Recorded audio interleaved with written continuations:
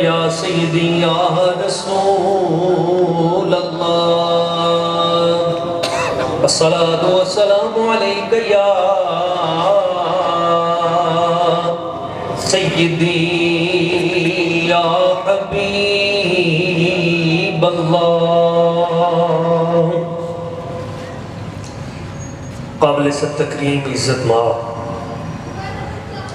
عظیم علماء کرام، عزیز طلباء، عاشقان رسول، محبین اولیاء کرام، اللہ پاک کی بارگاہ قدس میں دعا ہے وہ ذات لم یزل آج کے اس خوبصورت، روشن، روحانی، علمی، فکری درس اخلاق کو اپنی بارگاہ اقدس میں شرف قبولیت سے نوازے۔ ہمارے محترم مکرم، قابل تکریم، واجب التعظیم، عالم باعمل، فاضل اجل، روشنی اسلاف، حضرت قبلہ مفتی عبدالرسول اشرفی صاحب دامت برکاتہم القدسیہ، آپ بے پناہ تحسین اور شکریہ کے مستحق ہیں، جنہوں نے اس سلسلہ نور کو جاری رکھا ہوا ہے۔ یہ بہت بڑی علمی دنیا میں ایک کاوش و کوشش ہے، ہر ماہ درس اخلاق پہ احباب کو بلانا، لنگر کا اہتمام کرنا اور علمی، روحانی اور جسمانی ہر طرح کی غذا کا بھی اہتمام کرنا۔ اللہ تعالیٰ ان کو سلامت رکھے۔ یہ اصل میں حضرت امام شاہ احمد بغدادی صدیقی رحمہ اللہ آپ کی فکر نور کے صحیح ترجمان ہیں، اور میں تو پہلے اپنے برادر بھائی عمران سے یہ بات بھی کر رہا تھا کہ اصل میں یہ سارا نور چل بھی وہیں سے رہا ہے۔ سبحان اللہ۔ معزز دوستو، کیونکہ مدارس دینیہ کے ایڈمیشن کا ٹائم ہے، اس وقت طلباء دین مدین کو سیکھنے کے لیے دینی درس گاہوں کا رخ کر رہے ہیں، تو ایک دو اہم باتیں اس حوالے سے میں پیش خدمت کرنا چاہوں گا۔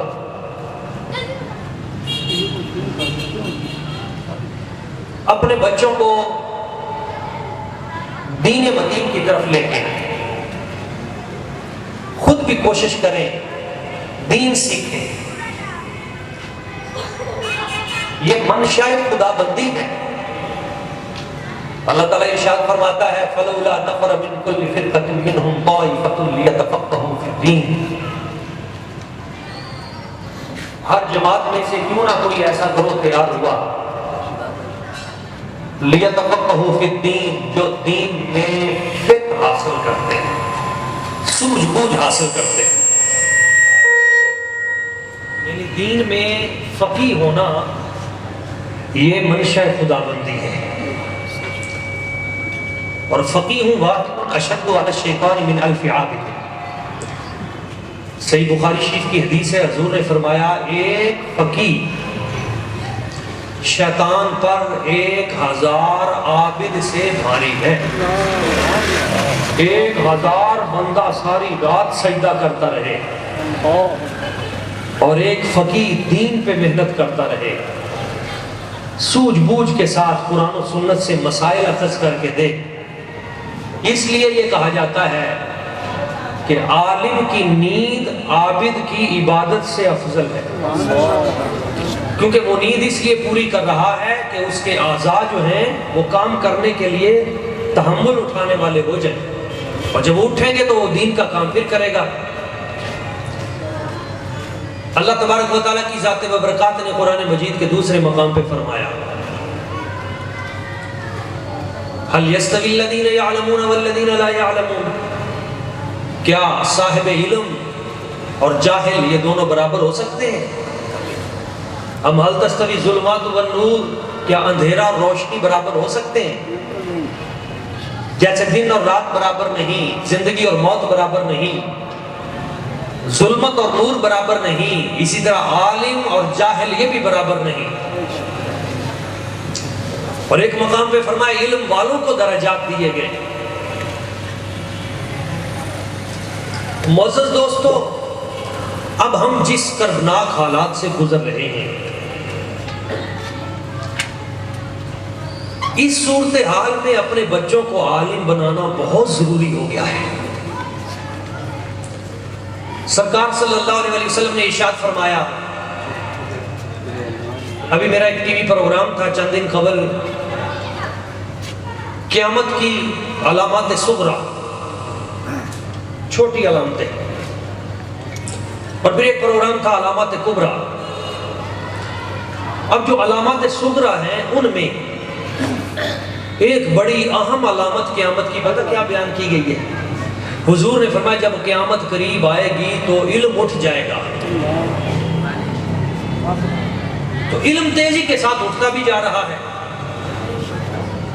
آپ دیکھتے ہیں جو عالم اٹھتا ہے پیچھے اس کی جگہ لینے والا عالم نہیں نظر آتا۔ سرکار نے فرمایا تھا قیامت کی علامات میں دو علامتیں بڑی واضح ہیں، ایک علم اٹھ جائے گا، ایک شہد اٹھ جائے گا۔ آپ کہیں گے کہ علم کا شہد سے کیا تعلق ہے؟ حضور نے فرمایا علم اور شہد دونوں اٹھا لیے جائیں گے۔ ان دونوں کا آپس میں تعلق پتہ کیا ہے؟ عالم علم کے حصول کے لیے ملکوں جاتا ہے، بستی بستی پھرتا، کبھی کسی کے در پہ جائے گا، کبھی کسی عالم کے در پہ جائے گا، کسی خانقاہ پہ جائے گا، وہاں سے علم کشید کرے گا، پھر لائبریریوں میں جائے گا، پھر کتابوں کو ڈھونڈے گا، پھر تحقیق کرے گا، پھر ان میں سے علم نکالے گا، معلومات اکٹھی کر کے پھر مستقبل کے بارے میں تجزیہ کرے گا، وہ علم ہوگا۔ اچھا شہد کی مکھی کیا کرتی ہے؟ وہ بھی گلیوں گلیوں جاتی ہے، بستی بستی پھرتی ہے، کوچہ کوچہ جاتی ہے، اور وہ پھول تلاش کرتی ہے، پتیاں تلاش کرتی ہے، پھر اس سے رس چوستی ہے، پھر اس کا مغز نکال کے شہد کی صورت میں دنیا کو پیش کرتی ہے۔ تو عالم محنت کرنی چھوڑ دیں گے، نئے پیدا نہیں ہوں گے، کیونکہ لوگ دین کی طرف بچوں کو داخل نہیں کروائیں گے۔ شہد کی مکھی، اب آپ صاحب بصیرت لوگ ہیں، یہ جو چھوٹی مکھی ہے شہد کی، یہ اب بہت کم ہو گئی ہے۔ اب چھوٹا مکھی کا شہد وہ ملتا بھی بہت کم ہے۔ آپ میری تصدیق کرتے ہیں؟ حالانکہ ہم نے بچپن میں دیکھا تو بہت زیادہ، اب آہستہ آہستہ وہ ختم ہوتی جا رہی ہے، اس کی جگہ پہ آرٹیفیشل یہ مکھیاں آ گئی ہیں، اور جناب شہد بھی 2 نمبر تیار ہو گئی۔ اسی طرح علم کا خاکہ بھی ایسے ہی ہے، وہ بھی کم ہوتا جا رہا ہے۔ تو یہ بہت ضروری ہے کہ قیامت کی نشانی ہے علم کا اٹھ جانا۔ ہم خود بھی علم کی طرف آئیں، اپنے بچوں کو علم کی طرف لے کے آئیں، اور اس کے ساتھ ساتھ ایک ذمہ داری بنتی ہے، وہ لوگ جن کے بچے ان کی دسترس سے آگے جا چکے، بڑے ہو چکے، اللہ نے ان کو مالی طور پہ صاحب ثروت بنایا ہے، ان پہ بھی ذمہ داری ہے۔ ان پہ ذمہ داری یہ ہے کہ جس جگہ پہ علم کے گلشن آباد ہیں وہ اس گلستان کو پانی دے۔ جہاں مدرسہ موجود ہے یہ رضائے مصطفیٰ ہے، یہ رضائے اولیاء ہے، تو جو رضائے اولیاء اور رضائے مصطفیٰ ہے وہ اس گلستان میں پانی ڈالیں، اس کو آباد کریں۔ آبادی کی صورت کیا ہو سکتی ہے کہ جن کو اللہ نے مال دیا ہے وہ مالی طور پہ اداروں کے ساتھ تعاون کریں، جن کو زمینیں دی ہیں یہاں سینکڑوں بچے رہتے ہیں وہ ان کی کفالت کریں۔ یہ جو دین کا طالب علم ہے نا، یہ حضرت قبلہ مفتی عبدالرسول اشرفی صاحب ان کا مہمان نہیں ہے، یہ یاد رکھیں، یہ ادارے کے اساتذہ کا مہمان نہیں ہے، یہ جو دین کا طالب علم ہے خدا کی قسم یہ رسول اللہ کا مہمان ہے۔ اور دین کے طالب علم کی عزت کرنا یہ در حقیقت مصطفیٰ کریم حضور کی عزت کرنا ہے۔ کیا ہم اپنے دلوں میں یہ جذبہ پیدا کرتے ہیں کہ میں کوشش کروں گا اپنی برادری سے، اپنے بچوں سے، اپنے ہمسایوں سے ایک ایک بچہ دین کے لیے وقف کروں گا، بچوں کو، اپنے بچوں کو اس دین کی، اس خیر کی فیلڈ میں لے کے آئیں۔ اچھا ایک آپ کو یہ بھی لطف کی بات بتا دوں، جب آپ اپنے بچوں کو دین کے لیے وقف کریں گے تو دین بے وفا نہیں ہے۔ دین پتہ کیا کرتا ہے؟ دین بندے کا دل دیکھتا ہے، اس نے میرے لیے وقف کیا ہے تو دین تو مالک و مختار ہے، دین پھر آپ کو مالا مال کر دے گا، آپ کی مشکلات دور کر دے گا، اور صرف دنیا کی نہیں آخرت کی مشکلات بھی، اور صرف آخرت کی نہیں دنیا کی مشکلات بھی۔ جس خلوص سے آپ نے دین کو کچھ دیا ہے اسی طرح سے آپ کو اس کا اجر ملے گا۔ اپنے بچے نہیں ہیں، اللہ نے آپ کو مالی طور پہ صاحب ثروت بنایا ہے، آپ ادارے کی تعمیر میں حصہ لیں، ایک درسگاہ بنا دیں، ایک استاد کی تنخواہ اپنے ذمہ لے لیں۔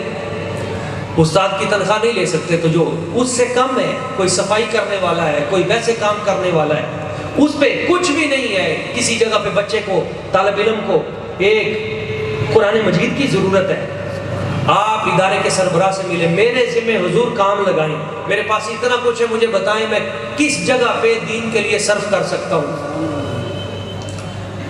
اچھا جو ادارے کے سربراہ ہوتے ہیں انہیں پتہ ہے اس وقت کس چیز کی ضرورت ہے، یہاں صف کی ضرورت ہے، یہاں پہ قرآن مجید رکھنے کے لیے ریل کی ضرورت ہے، یہاں پہ لائٹنگ کی ضرورت ہے۔ کئی بار ایسا ہوتا ہے، میرا بھی چونکہ اداروں سے تعلق ہے، ہم اپنی مرضی سے مختلف کمپنیوں کے قرآن مجید اٹھا کے لے آتے ہیں اور لا کے کہتے ہیں جی یہ میری طرف سے، جی یہ بچوں کو۔ اچھا میرا چونکہ تجربہ ہے، میں خود حافظ ہوں، میرے والد گرامی حافظ، میرے دادا جان حافظ، ہمارا ایک سارا سلسلہ ہے۔ اچھا وہ جو قرآن پاک لے کے آتے ہیں ان کی ہمیں ضرورت ہی نہیں ہوتی، پورے مدرسے کو ضرورت نہیں ہوتی، کیوں کہ حفظ جس کے مسائل بیان کر دیں، دیگر چیزیں۔ اب ایک عالم دین کو ہر میدان سنبھالنا پڑتا ہے۔ ہمارا ایک عالم دین، اس کی ڈیوٹی ہے کہ وہ پورے علاقے میں، بھاول نگر میں جہاں کہیں فوتگی ہے اس نے وہاں بھی نمائندگی کرنی ہے، جتنے عرس کے پروگرام ہے وہاں بھی پہنچنا ہے، جتنے ہمارے حکومت کے جو پروگرام ہیں ان میں بھی اس نے اپنی نمائندگی کرنی ہے۔ تو ایک بندے کے اوپر ذمہ داریاں بہت بڑھ گئی ہیں، اور ہر جگہ پہ اس نے اپنے عقیدے کی نمائندگی بھی کرنی ہے، دین کی نمائندگی بھی کرنی ہے، اور عمدہ نمائندگی۔ اس حوالے سے ان طلباء کی، اساتذہ کی ذمہ داری بڑھ جاتی ہے کہ وہ اپنے علم کو اپڈیٹ کریں، اپنے نالج کو بڑھائیں۔ ہر طرح کے شعبہ جات میں آپ سے دین کا کام لیا جائے گا، سبق پھر پڑھ، صداقت کا، شجاعت کا، عدالت کا لیا جائے گا تجھ سے کام، دنیا کی امامت کا۔ اور آپ کو پتہ ہے اس وقت دنیا کی امامت یہ پاکستان کے مقدر میں لکھی جا چکی ہے۔ آنے والے دور میں پوری امت مسلمہ کی قیادت یہ پاکستان کرے گا، یہ نظر آ رہا ہے۔ کیا آپ یہ سمجھتے ہیں کہ پورے سعودی عرب میں سے کوئی عالم دین اٹھ کر عملی جد و جہد کی بات کرے؟ سوال ہی پیدا نہیں ہوتا۔ کیا آپ دیکھتے ہیں کہ کوئی شخص قطر سے اٹھ کر، متحدہ عرب امارات سے اٹھ کر، کسی اور ملک سے نہیں؟ اس وقت اگر پوری کی پوری اسلامی دنیا، 57 اسلامی ممالک اگر وہ آج دیکھ رہے ہیں تو وہ پاکستان کے علماء کی طرف دیکھ رہے ہیں۔ یہاں کا منبر آزاد ہے، اور یہ آزاد اس لیے ہے دوستو، آپ لوگوں کی وجہ سے آزاد ہے، کیونکہ آپ لوگوں نے آج تک اپنے علماء کے ساتھ ہمیشہ کھڑے ہونے کا اعلان کیا اور اس کا ثبوت بھی دیا۔ مشکل سے مشکل ترین حالات میں پاکستان کی عوام نے اپنے علماء کے کندھے سے کندھا ملا کے ساتھ دیا ہے، قربانیاں بھی دی ہیں۔ اور جو عالمی سینیریو اس وقت بن چکا ہے، اس میں ہمارے مدارس دینیہ کے طلباء کا کردار سب سے اہم ہے۔ وہ اپنی سٹڈی مکمل کریں، ادب کے دامن سے اپنے آپ کو باہر نہ نکالیں، راتوں کو جاگیں، محنت کو بڑھائیں، اور صرف کتابوں کا مطالعہ ہی نہ رکھیں۔ فقہی کتابیں ہیں، تفسیر کی کتابیں ہیں، حدیث کی کتابیں ہیں، اصول حدیث ہے، اصول تفسیر ہے، اس کے ساتھ ساتھ اس وقت جو عالمی حالات ہیں اس سے بھی باخبر رہیں کہ اس وقت دنیا میں ہم کس سطح پہ ہیں، ہماری تنزلی کی وجہ کیا ہے اور عروج کا رستہ کیا ہے۔ اس لیے ان طلباء پہ ذمہ داری بڑھ جاتی ہے، عالم پہ ذمہ داری بڑھ جاتی ہے، ہم نے اپنی کوشش کرنی ہے۔ سب سے پہلی بات جو میں آپ کو عرض کروں گا وہ یہ ہے کہ خود بھی مایوسی سے نکلیں اور امت کو بھی نکالیں۔ اس وقت سب سے بڑا پرابلم ہماری اسلامی دنیا کا یہ ہے کہ ہمارے اوپر جو انٹلیکچوئل ہیں، جو بڑے بڑے قابل لوگ ہیں، وہ خود بھی مایوس ہیں، مایوسی پھیلا رہے ہیں، نہیں جو ہم تو کچھ کر بھی نہیں سکتے، ہمارے پاس تو کوئی قوت نہیں ہے، ہمارے پاس تو علم نہیں ہے، اب تو اے آئی کا دور آ گیا ہے، آرٹیفیشل انٹیلیجنس ہے، اب ہم کیا کر سکتے ہیں؟ مجھے بتائیے، جس وقت ایک طرف 1000 تھے اور ایک طرف 313 تھے ان کے پاس 2 گھوڑے، 6 زرہیں، 8 شمشیریں، بدلنے آئے تھے یہ لوگ دنیا بھر کی تقدیریں۔ مجھے بتائیے، کم من فیۃ قلیلۃ غلبت فیۃ کثیرۃ باذن اللہ، کیا یہ قرآن کی آیت نہیں ہے؟ جب رب چاہتا ہے تو چھوٹے چھوٹے لشکروں کو بڑے بڑے لشکروں پہ فاتح کر دیتا ہے۔ سبحان اللہ، بے شک۔ تو میرے بھائیوں، اللہ نے اسلامی دنیا کو بہت برکتیں دی ہیں۔ پیٹرول ان کے پاس ہے، گیس ان کے پاس ہے، ٹیکنالوجی ان کے پاس ہے، جغرافیہ ان کے پاس ہے، اور ایک اتنا سا ملک ہے یہ جتنا بہاولپور ہے ہمارا شہر، اور اس کے چاروں طرف جتنی ریاستیں ہیں وہ ساری مسلمانوں کی ہیں، اور مسلمان نوجوان ابھی بھی مایوس ہے کہ میں کچھ کر نہیں سکتا۔ اگر نہتے مسلمان پچھلے 2 سالوں سے، نہتے بلکہ پچھلے 70 سالوں سے دنیا کی سب سے بڑی سپر پاور کو روک کے کھڑے ہوئے ہیں، نہتے، تو جن کے پاس اتنی بڑی بڑی قوتیں اور طاقتیں ہیں، اگر وہ اکٹھے ہو جائیں تو پھر ان کا مقابلہ دنیا کی کون سی طاقت کر سکتی ہے؟ تو اس کے لیے ہمارے جو طلباء ہیں اور علماء، ان کو اپنا کردار ادا کرنا ہوگا۔ میں آپ کو یہ گزارش کروں گا، حضرت امام احمد بن حنبل بہت بڑی عظیم ہستی، امام احمد بن حنبل، جس وقت نماز جمعۃ المبارک کی اذان ہوتی تھی نا، تو جیل میں بیٹھے ہوئے امام احمد بن حنبل آپ وہیں پہ غسل کرتے، وضو کرتے، تازہ وضو کر کے آپ جیل کے گیٹ کا رخ کرتے اور سلاخوں کو پکڑ لیتے، کھولنے کی کوشش کرتے، تو جو وہاں پہ سیکورٹی گارڈ کھڑا ہوتا وہ کہتا، حضرت صاحب آپ کو پتہ ہے آپ جیل میں ہیں اور گیٹ لگا ہوا ہے، آپ غسل کیوں کیا؟ آپ نے فرمایا جمعہ پڑھنے کے لیے۔ انہوں نے کہا جی جمعۃ المبارک آپ کیسے پڑھیں گے بھائی، آپ تو کہتی ہیں جیل میں ہیں، تالا لگا ہوا ہے، باہر آپ جا نہیں سکتے۔ کیا تاریخی جملہ ہے حضرت امام احمد بن حنبل کا۔ آپ نے فرمایا میرا کام تھا غسل کرنا، میرا کام تھا جو مہیا سہولت ہے اس میں کپڑے چینج کر لینا، تازہ وضو کرنا اور نکل کر یہاں گیٹ تک پہنچنا، یہ میرا کام ہے۔ آگے جو جمعۃ المبارک کی ادائیگی ہے اب یہ حکومت نے روک دی ہے، اب یہ میرے ذمہ نہیں ہے، تو جتنا میرے ذمہ کام تھا وہ میں نے کر دیا۔ آپ میری بات سمجھ گئے؟ جتنا ہمارے ذمہ کام ہے ہم وہ تو کریں، ہم ہاتھ پہ ہاتھ دھرے منتظر فردا، میں بھی کچھ نہیں کر سکتا۔ اللہ نے آپ کو صلاحیت دی بولنے کی، آپ بول کے اپنے مسلمان ہونے کا اظہار کریں۔ اللہ نے آپ کو صلاحیت دی ہے قلم کی، آپ قلم چلا کر، اللہ نے آپ کو ٹویٹر دیا ہے، فیس بک دی ہے، جو جو چیزیں بھی اللہ تعالیٰ نے آپ کو دی ہیں، آپ ان پر اپنے معافی ضمیر کا، مسلمان ہونے کا، عاشق رسول ہونے کا، مجاہد اسلام ہونے کا اظہار کریں۔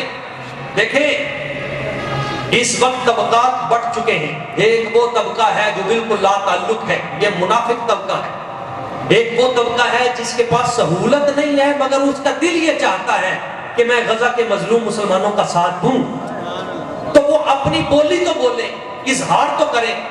لکھنے والا تو لکھ رہا ہے، لکھنے والا یہ لکھ رہا ہے کہ ان کے پاس قوت نہیں تھی، طاقت نہیں تھی، وہاں پہنچ سکتے نہیں تھے، پر یہاں پہ بیٹھے ہوئے بے قراری سے اپنی زبان سے اظہار ضرور کر رہے تھے۔ یہ قرآن مجید میں ہے، قرآن مجید کہتا ہے حبیب آپ دیکھ رہے ہیں تفیض من الدمع، ان کی آنکھوں سے آنسو بہ رہے ہیں، ان کے پاس طاقت نہیں ہے کہ یہ میدان میں وہاں پہ پہنچ سکتے، مگر ان کی آنکھوں سے جو آنسو بہ رہے ہیں یہ ان کی باطنی کیفیت کا آئینہ ہے۔ تو ان کو بھی منافقت سے نہیں نکالا گیا، ان کو ادھر سے ان کو اہل ایمان کے ساتھ کھڑا کیا گیا، مجاہدین کے ساتھ کھڑا کیا گیا۔ تو ہم نے اپنی وابستگی دینداروں کے ساتھ رکھنی ہے۔ اس دور میں علماء کی ذمہ داری بہت بڑھ چکی ہے۔ ذمہ داری یہ بڑھ چکی ہے کہ انہیں چاہیے کہ اپنی مساجد کے اندر بھی دروس کا اہتمام کریں، ارد گرد محلوں کے اندر بھی جو آوارہ پھرتے نوجوان ہیں ان بچوں کو قائل کریں، دلیل کی دولت سے مسلح ہوں۔ دیکھیں، ایک ہے بندوق اٹھا کر قیادت کرنا، افواج اسلام کا کام ہے، اس وقت مفتیان اسلام کا فتویٰ ہے، افواج اسلام ان پہ یہ لازم ہے کہ وہ عملی جہاد، جس طرح عالم کفر اکٹھا ہو کے ان کی مدد کر رہا ہے تو وہ عملی طور پہ مسلمانوں کا ساتھ دینے کے لیے مدد کریں۔ ایک ڈیوٹی ہے عالم کی، وہ اپنی زبان سے مدد کرے، اور اس کے ساتھ ساتھ ہم سب کی ڈیوٹی ہے کہ ہم اپنے اپنے ایریے میں، میں اگر استاد ہوں ایک کالج میں، میں اپنے بچوں کو دین کی طرف لے کے آؤں۔ کوئی اسکول ٹیچر ہے، وہ اپنے بچوں کا ذہن دینی بنائے، کیونکہ ملحد قوتیں، الہاتی قوتیں اس وقت تیزی کے ساتھ ہمارے بچوں کو دین بیزار بنانے کے لیے میدان میں اتر چکی ہیں۔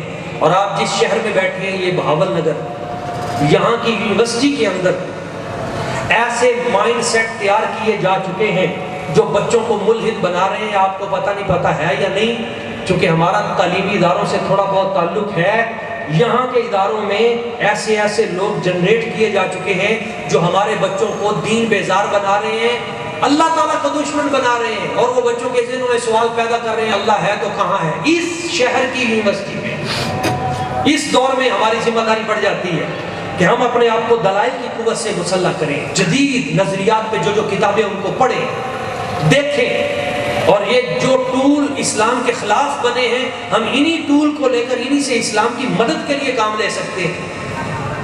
یہی اے آئی ہے، یہی آرٹیفیشل انٹیلیجنس ہے، اسی سے آپ دین کی خدمت کا کام لے سکتے ہیں، اپنے خطبات میں آپ اس کے ذریعے سے خیر کی چیزیں لا سکتے ہیں۔ پوری کی پوری دنیا کے اندر اس وقت دیکھیں، اس جملے میں اپنی گفتگو سمیٹتا ہوں، ایک شخص جو ہے وہ اپنے نظریے پہ ڈٹ کے شہید ہو جاتا ہے، وہ ہرتا نہیں ہے، وہ جیت جاتا ہے، کیونکہ اس نے اپنی گردن کفر کے سامنے جھکائی نہیں۔ صدیوں پہلے کربلا میں جو چیزیں ہم نے دیکھی، اس کی برکتیں آج اس کا ظہور ہو رہا ہے۔ اسلام زندہ ہوتا ہے ہر کربلا کے بعد۔ تو اس وقت جو علامات قیامت ابتدائی ہیں وہ پوری ہو گئی ہیں، علامت صغریٰ تقریباً پوری ہو گئی ہیں۔ اور اس دور میں ایک یہ بھی جملہ کہہ دوں، حضور نے فرمایا تھا قیامت کی علامات میں یہ بھی ہے کہ جو بعد میں آئیں گے وہ اپنے بڑوں کو برا کہیں گے۔ اس وقت ایسے لوگ بھی لانچ کیے جا چکے ہیں ہمارے معاشرے میں جو بزرگان دین کو برا کہنے والے ہیں۔ اچھا، وہ امریکہ کو برا نہیں کہیں گے، وہ اسرائیل کو برا نہیں کہیں گے، وہ عالم کفر کو جب بھی ان کی زبان سے سنیں گے وہ بابوں کے پیچھے لگے ہوں گے، یہ بابا ایسا ہے، یہ بزرگ ایسا ہے، یہ فلاں ایسا ہے۔ بھائی اللہ کے بندو، وہ جو مسلمانوں پہ ظلم کر رہے ہیں کبھی ان کو بھی برا کہو، مگر چونکہ انہوں نے تیار کیا ہوا ہے اور یہ قیامت کی علامت ہے۔ حضور نے فرمایا پہلے والوں کو برا کہیں گے، یہ قیامت کی علامت ہے۔ ہماری ذمہ داری کیا ہے؟ ہم اپنے بچوں کو باادب بنائیں، ان کی تربیت کریں، اور جن جن دلائل پہ دشمن ہمیں خراب کرنے کی کوشش کر رہا ہے ہم اپنے علماء کی صحبت میں بیٹھیں، اپنے بچوں کو عالم بنائیں گے تو گھر میں یہ مسئلہ حل ہو جائے گا۔ نہیں، گھر میں عالم تو جو قریبی عالم ہے آپ اس کے سامنے زانو تلمس طے کریں اور ان سے گزارش کریں۔ انشاءاللہ تعالیٰ ابھی علماء موجود ہیں، وہ اپنا اپنا کام کر رہے ہیں، مگر ہم ان سے تعلق توڑتے جا رہے ہیں۔ تو جو شخص عملی تعاون نہیں کر سکتا، کم از کم وہ یہ تعاون ضرور کرے کہ وہ اس عالم دین کے جو جس شہر میں کام کر رہا ہے وہ اس کے لیے دعائے خیر ضرور کیا کرے، وہ پبلک میں اس کی خوبی ضرور بیان کر دیا کرے کہ ہمارے شہر میں حضرت صاحب کام کر رہے ہیں، یا اللہ ان کو برکتیں عطا فرما۔ اور اگر کوئی شخص ان کے بارے میں غلط بات کر رہا ہے تو اس کا منہ بند کرے اور کہے جتنا وہ کر رہے ہیں تو اتنا تو کر کے دکھا، تیرے پاس تو صرف الزام دوں گا کہ دوستوں آنے والے دور میں یہ فتنے بڑھیں گے۔ حضور نے فرمایا ہے قیامت اس وقت تک قائم نہیں ہوگی جب تک 80 جھنڈے عالم کفر کے رومی لوگ، روم سے مراد عیسائی، 80 جھنڈے لے کر جب تک یہ میدان میں نہ آئیں، اور ہر جھنڈے کے نیچے 12,000 بندہ ہوگا یعنی 9,60,000 تقریباً 10 لاکھ کی یہ فوج ہوگی. 80 جھنڈوں سے مراد 80 ممالک ہوں گے. حضور نے فرمایا یہ سارے ملک اکٹھے ہو کر مسلمانوں پہ حملہ آور ہوں گے. اور پھر اللہ تعالیٰ اہل ایمان کو بھی ایک بندہ ایسا عطا کرے گا جس ہستی کا نام حضرت امام محمد مہدی رضی اللہ تعالیٰ عنہ. اور ان کے ساتھ 9,60,000 بندے بھی نہیں ہوں گے. ان کے ساتھ صرف 12,000 ہوں گے. صرف 12,000 ہوں گے. اور صرف 12,000 10 لاکھ پہ حاوی ہوں گے اور اللہ تعالیٰ ان کو فتح عطا فرمائے گا. یہ اس بات کا اعلان ہے کہ حضور نے قیامت تک کے مناظر بیان کیے. ضرورت اس امر کی ہے کہ ہم ان حق والوں کے ساتھ ہو جائیں, اپنی نسلوں کو ان حق والوں کے ساتھ اکٹھا کریں اور اپنے جذبوں کو کبھی بھی بزدلی کی طرف نہ جانے دیں. جتنا جس سے ہو سکے وہ ہمت کرے اور دینی اداروں کے ساتھ, یہ خاص طور پہ دن ہے, یہ ایام ہے, اپنی وابستگی دین کے ساتھ وقف کرنے کی. اپنے بچوں کو دین کی طرف لے کے آئیں, نسلوں کو دین کی طرف لے کے آئیں اور اداروں کو مضبوط کریں. اللہ کریم کی بارگاہ قدس میں دعا ہے کہ وہ اس گلستان علم و عمل کو اور بڑھتا پھلتا پھولتا کر دے اور اس میں اور برکتیں عطا فرمائے اور ہماری جمیع دینی اداروں کو اپنی اپنی ذمہ داریاں احسن طریقے سے ادا کرنے کی توفیق عطا فرمائے. آمین. وما علینا الا البلاغ.